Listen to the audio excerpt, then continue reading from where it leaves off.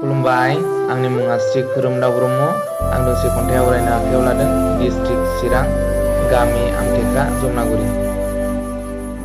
खन्थाइखौ लिरदों Rinku Narzary, district Kokrajhar, PO Patgaon. फैदो बिदिब्ला खन्थाइखौ खोनासंदिनि। खन्थाइनि मुं हांमा थाबाय रजे। खोमाबाय दिनै समनि फाखनाव, हायासै खाबथानो नाजासेयावबो। थालांबाय गोरबोआव गोसोखांथि महरै गासै नोंनि बै आखुफोरा। धोरोमनि फारागाव जाबाय गुबुन, हायासै हमथानो नों बै रादायखौ। दाबो बेलारोम समाव फैयो गोसोआव थांखांनाय माखासे सानस्रि। इनायै मुगैबायब्ला नों आंनि धोरोम, जाथोंसै बेनो नोंनि गुबै आखु। जायजों गोरोबो नोंनि सानस्रि, बेजोंनो गोरोबदो गासै बिथिंफोरा। थाथोंसै अराय आंनि गोरबोआव गारबोनाय समाव बुंनाय नोंनि गोदै रावफोरा।